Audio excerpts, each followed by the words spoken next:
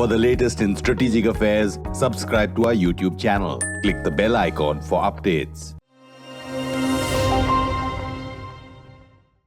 Hello and welcome to Strat News Global. It is that time of the year when our entire team gets busy in organizing in what we describe as a marquee event for our organization. It's the event called Catalyst and India Defence Conclave, in which we bring in all stakeholders together from defense, national security and the scientific and technology community together on one platform. Why are we so excited about it? And what is it containing as far as the agenda is concerned is something that I'm going to speak about in this week's Simply Nitin. I'm Nitin Gokhale.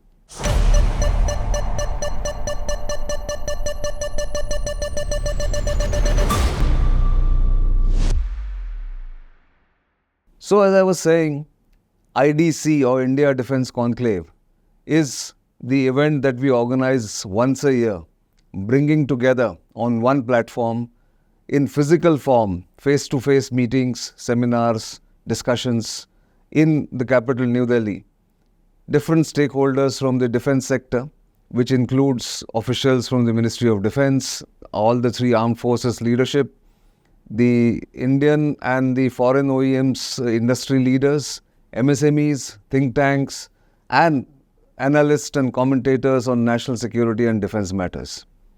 This is not the first time we are doing it, of course, but this year, the scale and scope of the entire conference is much different from its previous editions. So let me give you a brief background about how it started and why we do this every year. It was in year 2016 when we actually launched the first conference of BharatShakti.in, our sister concern, our first digital platform in fact, which was established, by the way, in November 2015. In early 2016, I happened to meet one of the defense attaches, foreign defense attaches.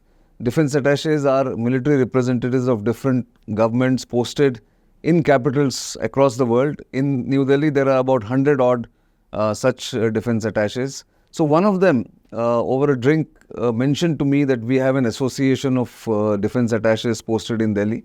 But they find it difficult to understand the Indian defense sector, the Indian industry, the upcoming MSME sector in the Indian defense ecosystem, as well as they have difficulty in accessing the leadership of the Indian military.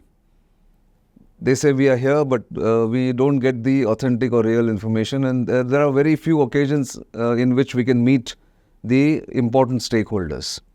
That set me thinking, and because the circumstances were favorable, we had just launched BharatShakti.in in November 2015.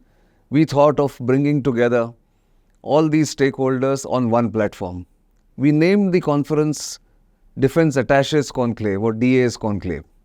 The first one and the second one in 2017 were held in Manekshaw Center in Delhi. First one was launched by the then Defence Minister, Manohar Parrikar, who I had become very close to, had become a friend over those 7-8 months when I got to know him in 2015-2016. And he was very supportive in bringing in all the necessary support from the Ministry of Defence. And of course, I must acknowledge that the Indian defence industry, including foreign original equipment manufacturers, came in and participated in this conference where we brought in the relevant stakeholders from the three armed forces, the deputy chiefs, the procurement branch, the policy making branches. All those people came together. We held a day-long, almost 6-hour-long conference in which there were different sessions, and it just set the ball rolling. So every year since 2017, we've normally held this conference around September or October of the year. It brings, as I said, all the stakeholders together. But more than that, it allows the foreign defense attaches, who are the core audience of this conference, to understand where the Indian defense sector is going, and also encourages Indian defense companies to establish contact with big and small foreign players or foreign countries where they can advertise their products and also sell those products if they are seen to be fit to be used by those armed forces. Now, BharatShakti.in, for those of you who don't know, was started with the premise that India needs to become self-reliant in defense manufacturing, in defense platforms, and make sure that most of the needs of the Indian armed forces are met indigenously, whether through original IP, intellectual property rights, or intellectual property generated in India, or in collaboration with foreign OEMs who can establish facilities in India and then manufacture different products for the use of the Indian armed forces. That was the intention, and we have been supporting that quest of the Indian government under Make in India, which later has now been termed as Atmanirbhar Bharat, all that. But we caught the trend or the curve much before the government really got into the act. So, as I said, we launched in November 2015, and this was the natural progression to bring in different stakeholders together. So, as the years progressed, the event got more and more popular. It became an event to go to every year for anybody interested in the Indian defense sector. So gradually, foreigners started coming in. The think tanks started sending their participation or their participants, and of course, we started getting bigger and bigger in terms of numbers of people who were attending. The outcomes have also been extremely useful for policymakers, and I have been fortunate to get the support of the Indian military leadership. So from the late CDS, Chief of Defence Staff, India's first Chief of Defence Staff, General Bipin Rawat, earlier chiefs of the three forces, to the current chiefs who are there now of the Army, Navy and the Air Force. All of them have always come to our conclave. The military advisor to the NSCS has been there, Defence Secretary, Defence Ministers have come and inaugurated our conference. But that is not the important part. The important part is what are the outcomes. And by 2020, when we launched Strat News Global in January 2020, we realized, of course, the moment we launched Strat News Global, the corona pandemic hit the world. And for 2 years, we were barely surviving and just doing our work to survive. But in 2022, we launched another segment of the conference called Catalyst, in which we tried to focus or have tried to focus on new and critical emerging technologies. So it includes AI. This year it will be AI, quantum, cyber. Last year we focused on e-mobility. We also focused on green energy. And we were lucky to again get ministers like Hardeep Puri, who is the petroleum minister, and urban development minister, Nitin Gadkari, who is the transport minister, who's big, who's sold on green energy or ethanol and the non-traditional fuel that he wants to promote for transportation. He was there. We have had Ambassador P.S. Raghavan, who's the chairman of the National Security Advisory Board, come and address us. Deputy National Security Advisor Pankaj Saran has been part of the conference. And as I said, the industry. So Baba Kalyani of the Kalyani Group, very respected industrialist, and even smaller companies which are coming up, which have come up the hard way in the defense sector, like Zen Technologies, Solar Industries from Nagpur. There is an industry from Coimbatore called Shiva Texan, and the foreign OEMs, Lockheed Martin, Boeing, Airbus, Hensoldt. All of these people, now Safran this year will be participating and telling us what are their plans for India. We have had shipyards, Mazgaon Docks Limited, Goa Shipyard. These are DPSUs. Ordnance Factory Board was one of our major partners earlier. After they have been divided into different segments, some of them have come and participated. So that's the defense segment. In the Catalyst segment, which is this year, we have a full day conference starting at 10 a.m. in the morning, ending only at 7:30. With my fireside chat with India's second Chief of Defence Staff, General Anil Chauhan, who is going to do a first public interview or a media interview with me nearly 1 year after, exactly 1 year after taking over as the second CDS.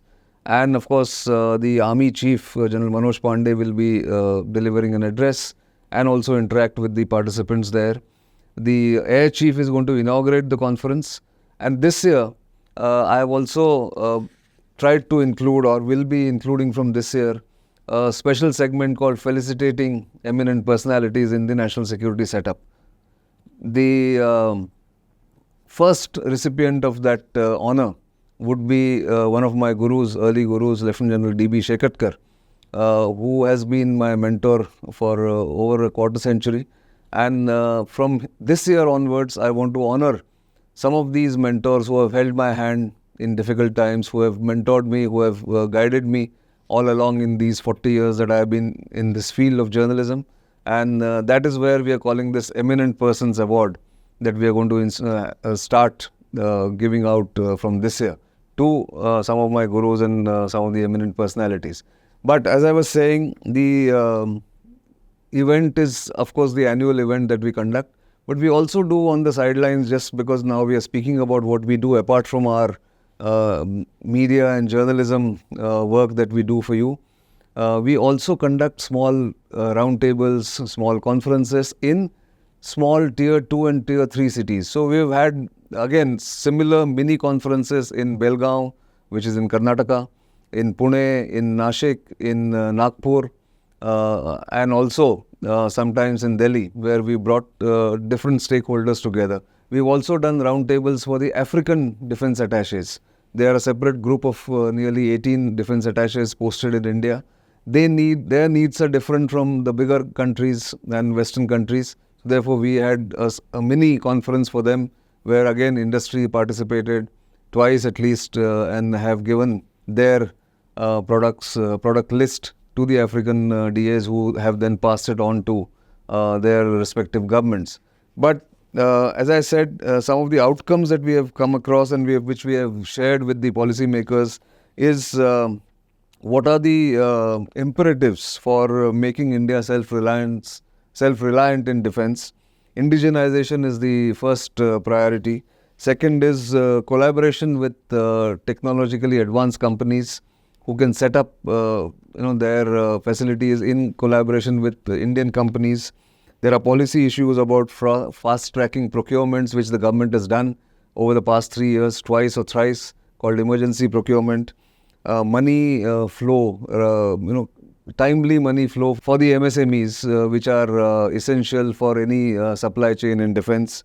We have also talked about how new technology needs to be absorbed by Indian companies, and for that they need to up their game. They need to have better skills amongst their personnel, their employees. We've talked about that. And finally, we also talk about the flavor of the season, the Indo-Pacific, situation in the Indo-Pacific. So this year, one of the features that we have introduced is to have a discussion amongst 3 different people from 3 different countries. So India will be represented by Commander-in-Chief of the Western Naval Command, Vice Admiral Dinesh Tripathi. Australia's Chief of Joint Operations, Lieutenant General Greg Bilton, will be in town. So he will be speaking about Australia's role and Australia's stand on the Indo-Pacific and the collaboration and cooperation that can be carried through with India and other countries, like-minded countries in the region. And a top Philippines defense official will be giving us a video message on exactly the same theme. So all in all, it's a very comprehensive conference that we are organizing this year. This is on the 10th of October in Delhi at the Constitution Club, which is in the heart of New Delhi, very near the Parliament. I'm afraid we have had to close the registrations because we've had huge demand, and our capacity is over now to accommodate people. But don't worry, we will be telecasting or live streaming the entire day's proceedings on our YouTube channels, both on Strat News Global as well as on bharatshakti.in. So do tune in, do watch out for that live stream, where you will get to hear and understand where the Indian national security architecture is going, what is the Indian defense sector going through, and what are the plans going ahead, and how new critical and emerging technologies are going to make a difference going forward. In fact, the inaugural session of the pre-lunch segment called Catalyst reads like a who's who of India's scientific community. We have the principal scientific advisor coming there, Mr. A.K. Sood, chairman of ISRO, Dr. S. Somnath will be there, newly appointed Secretary of Department of Science and Technology, Dr. Abhay Karandikar, who used to be Director of IIT Kanpur, will be speaking about it. And we have companies which look after the new and emerging technologies like quantum and AI and cyber. And the National Cyber Security Coordinator, Lieutenant M.U. Nair, will be one of the main participants in that pre-lunch session. So do tune in. I just thought I'll give you a glimpse of what we do. It's not the full list. It's not the comprehensive report that I'm giving you. But I thought I'll draw your attention to what we do besides bringing you news, analysis and commentary every day.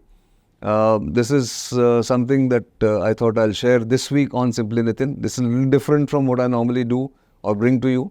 But nevertheless, I thought it was important. That's all I have this week. Do tune in, as I said, on 10th of October on our YouTube channels.